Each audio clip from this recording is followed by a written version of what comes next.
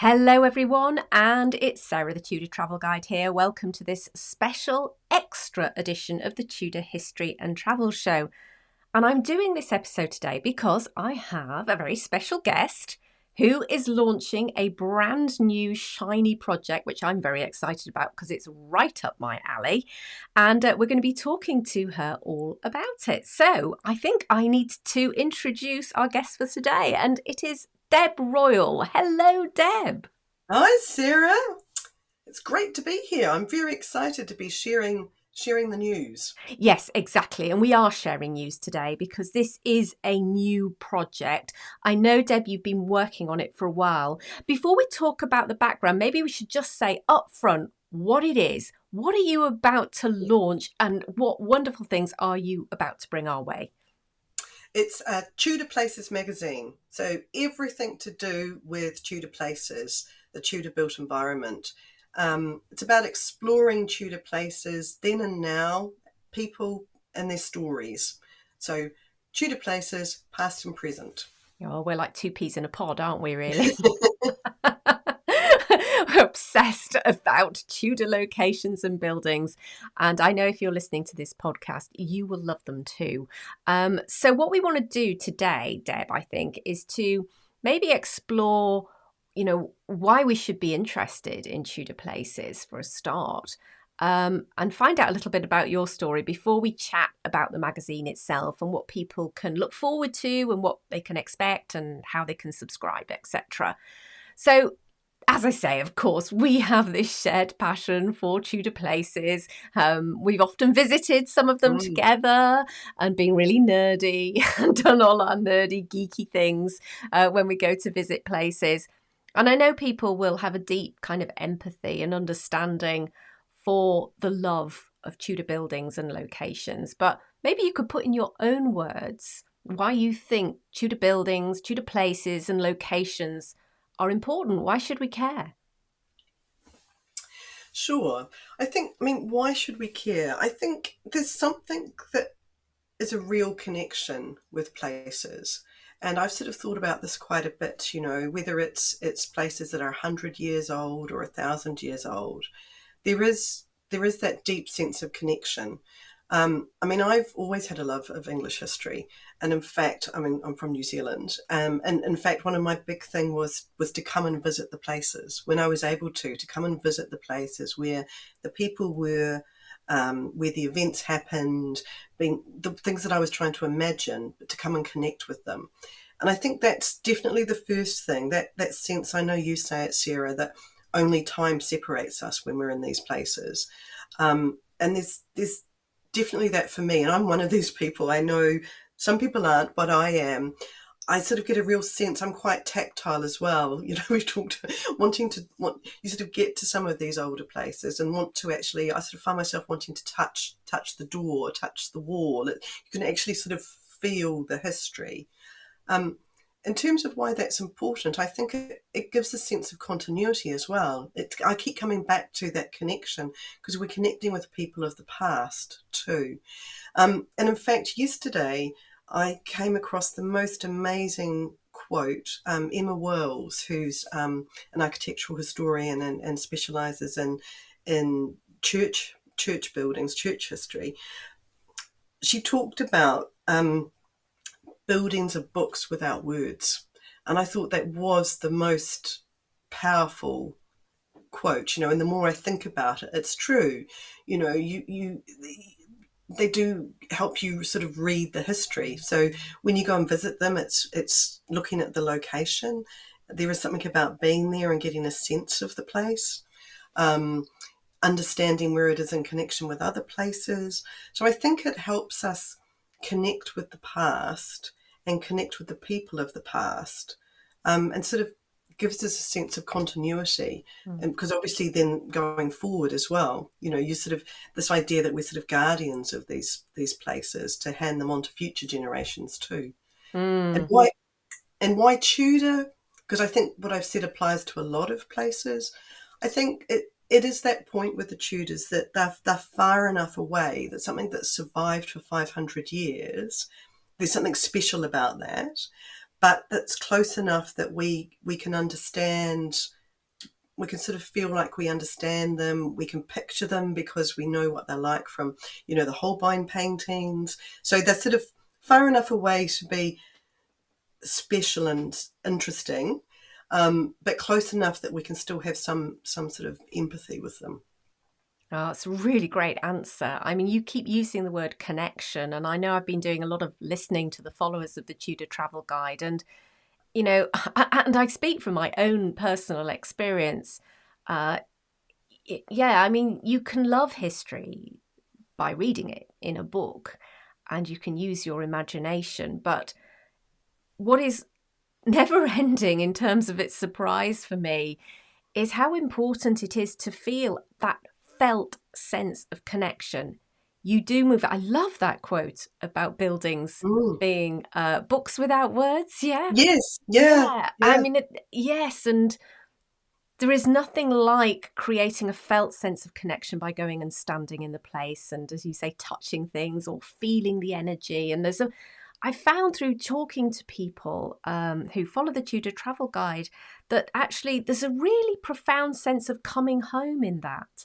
So Mm. it's amazing how deep and soulful this need to connect Mm. is. It's not an intellectual exercise as much as we might enjoy the intellectual side of it as well.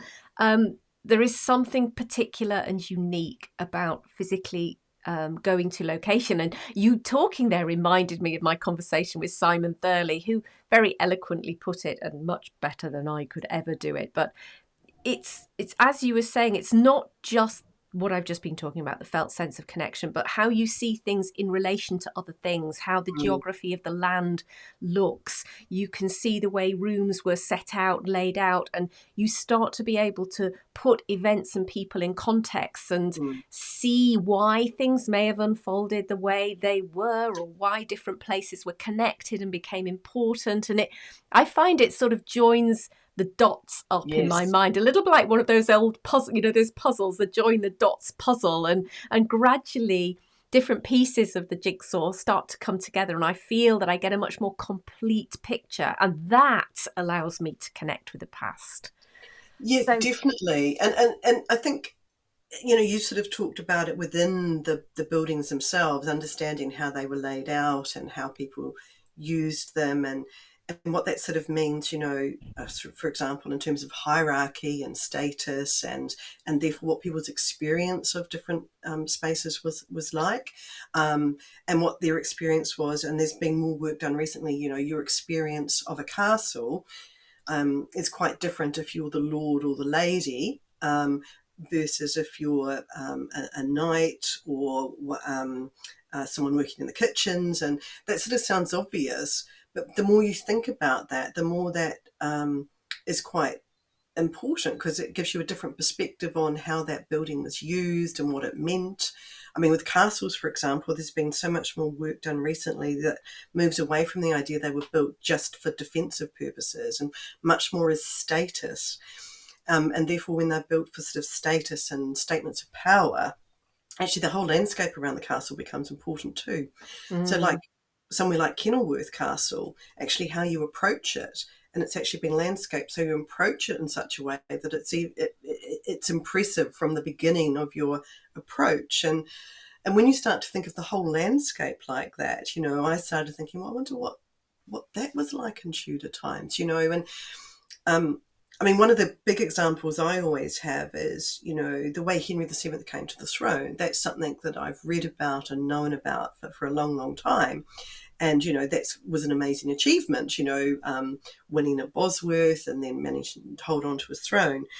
When you start to look at the geography and the places of it, to me, it becomes an even more stunning achievement. And now we've spoken recently, because I've just been down to South Wales to look at some of those early places associated with Henry VII, you know, Pembroke Castle, where he was born. And I said, understanding where he landed at Mill Bay before he then went up to Bosworth. When you actually go to those places in the 21st century, and it still takes you a long time to get there in your car, for example, actually then realizing even more the achievement of, landing and moving across all of Wales and into England, for example. So it helps you understand the events more too, I think, actually understanding the places. Yeah, I couldn't agree more. That is so true. So, I've mentioned the fact that we share clearly because we've just been eulogizing about them for the last 10 minutes or so, places. But I'm curious to know how your story started. You said you obviously come from New Zealand. Yes, yes. How did you get fascinated with Tudor history from New Zealand, and then in particular Tudor places? Well, it's a long route. No, I've always had a love of history. I can't remember a time when I didn't have a love of history, and I was trying to think about this, and I think my mother and my grandmother in particular. So my grandmother did a master's degree, which back in sort of the 1930s was very unusual.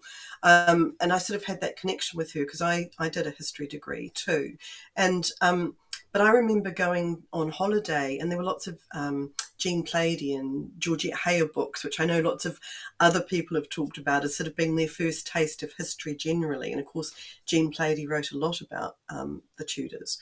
So I was sort of always interested. In fact, I did a history and a geography degree. So thinking about it, I think people and places have obviously always held a fascination for me. I moved to England once I was working. I moved to England, and that was to come really and experience places, experience all the history that I've read about. Um, and I guess in my working life, I've been involved as a development director of buildings. So I guess there is something there. Looking back at it, I didn't see the connection, but there's obviously something there. And Yeah. more recently, with Melissa Thomas, I set up Tudor Times. So I'm a co-founder of Tudor Times, which is 8 years old this year. And so I've really spent the last 8 years sort of immersing myself much more in the Tudor history and the Tudor places, and being able to travel around and do that, and just loving it. The more I learned, the more I've loved. It's grown. Um, and then I have looked at and have am doing a master's in English building history. So Emma Wells, who I mentioned earlier, it's her course through the University of York. And I mean, I thought I loved Tudor places before, but once I started doing this course, I mean, it just opened up a whole new world to me, just a whole new world of how to look at buildings, and that there was also this whole world of people, from architectural historians, archaeologists, building archaeologists. There was such a rich amount of material on buildings. Simon Thurley, who you mentioned, is sort of one of the people I've done a lot of reading of, but sort of realizing the full sort of extent of it just was fantastic. And then just the final thing I'd mention is I've started doing some archaeological digs, and I mean, I'm in heaven. So Dig Ventures back in 2019 started doing an archaeological dig at Sugley Castle, looking at, they were looking for the remains of a Tudor garden, and in particular a temporary palace or banqueting house that they understood was built for Elizabeth I when she visited in 1592. And I got to go along because in fact, anyone you can sign up, and they're doing it again this year. You can sign up and you can do it in person, or they do online, but they really encourage sort of community participation. So I got involved in getting my hands dirty and being there when things were found, and understanding the process of, how does this piece of material tell us about what happened here 500 years ago, and that was amazing as well. So I guess that really has sort of, both of those things have moved my world, really. Yeah, I mean, you have been very deeply immersed in buildings of late, and I'm only slightly envious of your lovely immersion in your degree. Well, more than slightly envious, actually, but I was so tempted when I heard you were Mm. doing that, but I thought, no, Sarah, step away from the course because you've got far too much I on mean, already. it was part time, but to be fair, there was so much to it. There was so much content, and the content was incredible, just incredible. So sorry, Mm. I don't want to make it worse for you, but No, no, no, no. But and actually, I should say while we're talking about that, I'm still working on my dissertation for it, and it's on Catherine Parr's apartments at Hampton Court Palace. oh, So wonderful. that's another chance to immerse myself in all things Tudor buildings, really. Well, I'll definitely have you back for Tudor History in 10, or indeed another complete podcast, Oh, because I'd when love you get to that. the bottom of all that, because I'm sure there are lots of people out there who'd love to know what you find. So wonderful. Thank you so much for that. So, where did the idea then for the magazine come about? Well, how did that emerge? It sort of it sort of just emerged, really. I mean, I love magazines. I mean, well, I love books. I mean, as I'm sure most of us do. But I love books and I love magazines. And I sort of had an idea for a while that, I sort of thought, oh, wouldn't it be great if there was one that was just on this area. And then I think really once I started doing the English building history course and seeing the wealth of material, just thinking, wouldn't it be fantastic to bring that to a more general audience, because the material we do ranges from the very academic to quite general. And I was thinking, I know how much I love this. I'm sure there's other people out there that would really love this breadth of information, everything from landscapes to, types of windows, for example. And so I sort of thought about it. And then, of course, we had lockdown and the world changed.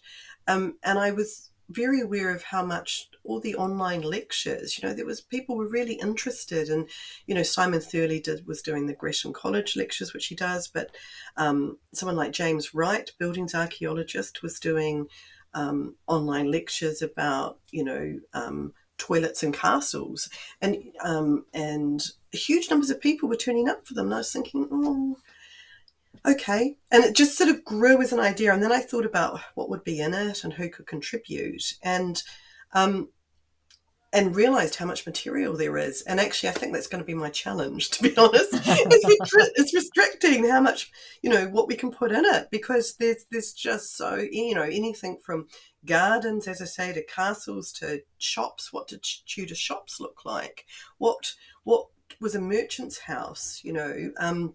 What did Cheapside in London look like in the 16th century? There's just so many things and so many topics.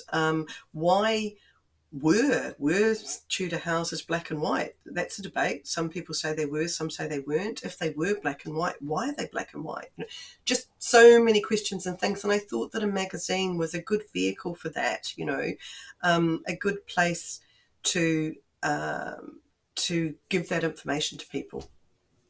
Yeah, so if you could summarise your kind of mission or aim with Tudor Places magazine, what would you say? Um, I think it is. Well, I've got a strapline which is exploring Tudor places and their stories, past and present, and I think it is bringing that full understanding of the Tudor world to a more general audience. What did it look like, and what can you still go and see today? And I think that's sort of the vision. The other bit that I would bring in is, there's a whole sector of people out there that are involved in preserving, conserving Tudor places, studying them, and we're still learning so much about them. There's new artifacts being found, there's new information in the archives that tell us about places. So there's sort of, that's the today bit as well. There's a huge amount of interesting work happening, like Oxborough Hall is a prime example. They had their underfloor archaeology project, and where they were doing a project, they had to repair the roof and took the opportunity to look under the floorboards in the attics. And the artifacts they found are stunning. They're amazing. And some of those are going on display soon at Oxborough Hall. But they tell us so much about what it was like when people were living there. And and the people that were living there in the late 16th century were Catholics, and so therefore, life was pretty difficult in some ways. They had to be very careful, and I guess with the magazine, it's a good chance to bring today's stories, or the stories about the places today, to a wider audience as well.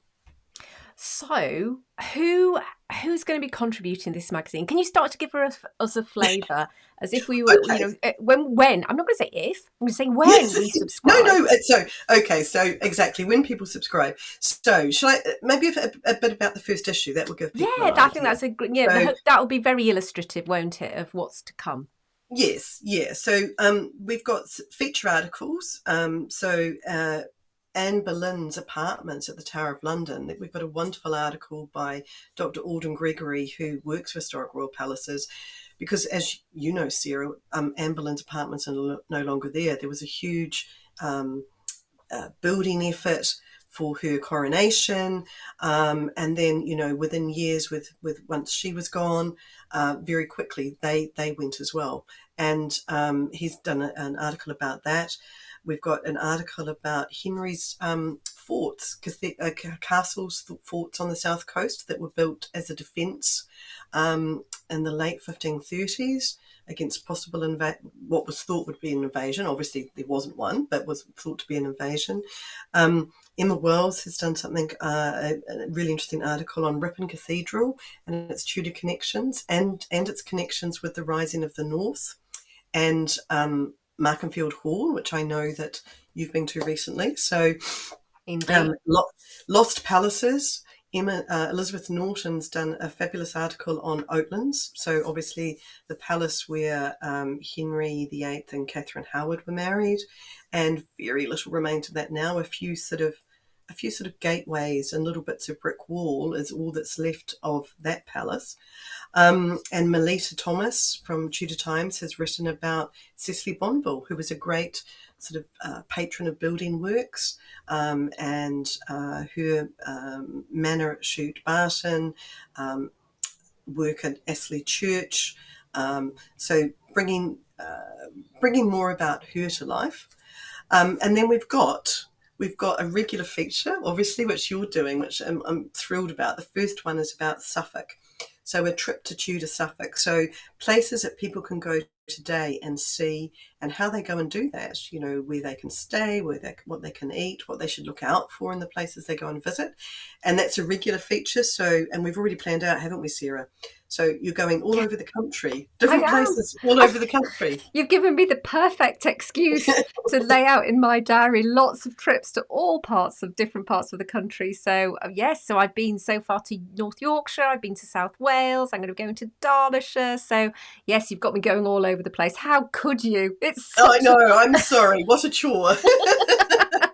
And Brigitte Webster, who many people might know, has with her husband Tom got this fabulous Tudor manor house in Norfolk, Old Hall.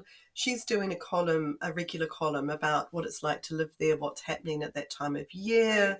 And then there's a section on books, of course, because we all love books, looking at new books that are coming out around Tudor places, quite broadly though, so if there's a great new book by John Goodall on castles, which has a fabulous section on Tudor castles.